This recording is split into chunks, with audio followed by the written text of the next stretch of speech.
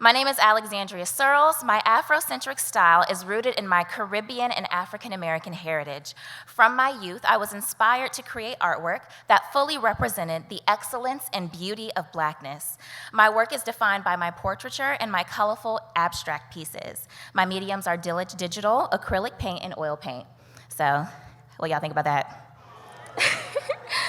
She is a shy kid with an affinity for color, polite, but she draws on all the corners of her classwork.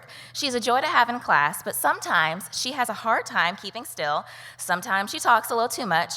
Oh, and when she grows up, she wants to be an artist. She's me. As my young academic career began, I began to fall in love with reading, writing, history, and art. Eventually, I was admitted to gifted and honors programs in the subjects. Although I succeeded in some areas, I struggled with focus in math. I once had an elementary school teacher give me points for the drawings in the corner of my math test that I failed. As my love for history and writing and art grew, I realized that I did not see myself reflected in the topics that influenced so much of my passion. That Black history did not begin and end with the institution of slavery.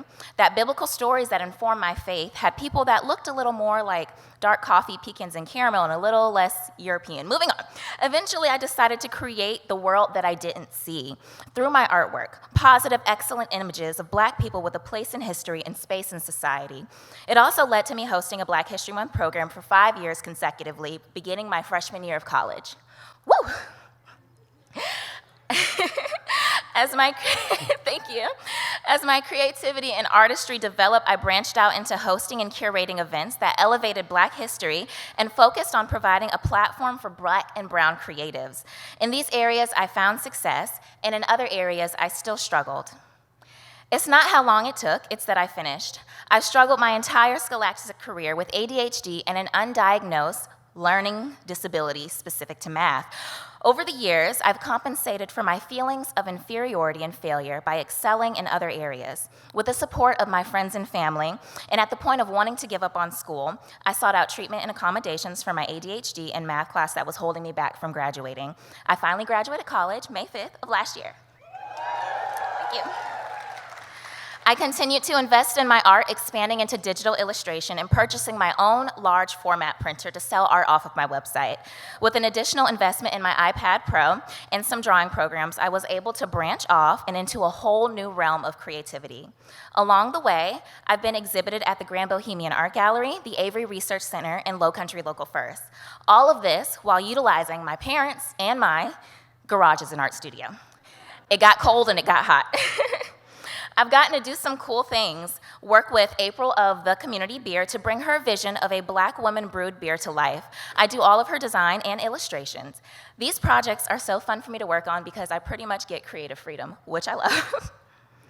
I also write spoken word, and I used to host open mic nights. Eventually, I got the attention of former Charleston poet laureate Marcus Amaker to bring my event, The Mic Night, to Charleston's Free Verse Festival for 3 consecutive years. And, sometimes, I'm ahead. Sometimes I paint murals, and this was one of my very first murals with the nonprofit organization Metanoia. I also did and still do graphic design for them. Metanoia means a lot to me. I think that was my first quote-unquote big girl job, but I definitely learned a lot there, and I really appreciate them. All right. And the next slide, on the left, you'll see a commission for a local selfie studio, and on the right was a mural that I did with a nonprofit Enough Pie. Some people think I did all the pillars. No, I only did one, this specific sunflower pillar. That's the only one I did, okay. There's other artists that did the other ones. Give them their credit. All right. Woo to the other artists. Now, this next one you might have seen somewhere. It was commissioned by the nonprofit organization Just Be You and hosted by the amazing Edmonds Oast. This work I received the most vitriol for, but just as much appreciation for the message. I really enjoyed working on this piece. It spoke to the people in the community. It spoke to people that look like me. It spoke to everybody. I had people who stopped by to tell me how much they loved it, and some people stopped by to tell me how much they didn't like it. But it was important work, and I'm glad I got to do it. Thank you. This mural was done in Colombia, commissioned by the nonprofit Turn 90. They are an awesome program that combines therapeutic transitional work and job placement for a proven path to success after prison. And I got to do this.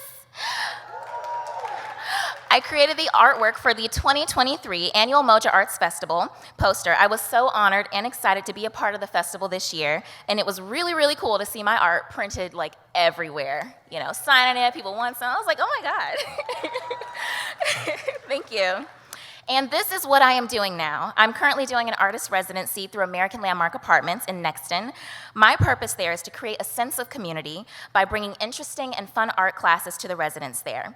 My current residency includes cost-free housing, on location, as well as an art studio in the clubhouse of the apartment complex. I get to meet so many interesting people, and they are creating community for me. When I'm there to do that for them, they're doing it for me.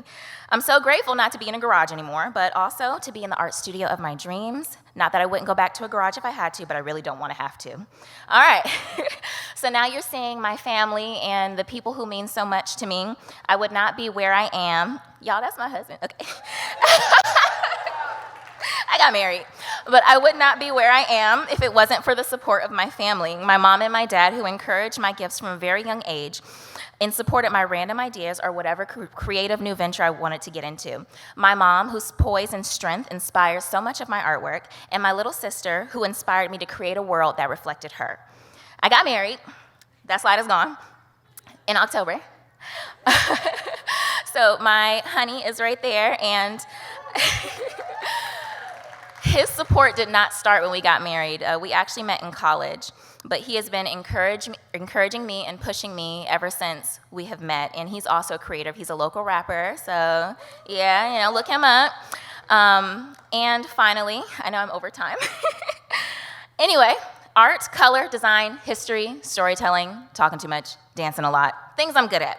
I might be all over the place, but it's made me into the artist that I am today. Although my deficit has held me back in some ways, it's also given me a lot as well. Grace for myself and others, embracing the joy of spontaneity, the fact that I and you can do hard things, and that your deficit just might be your superpower. Thank you.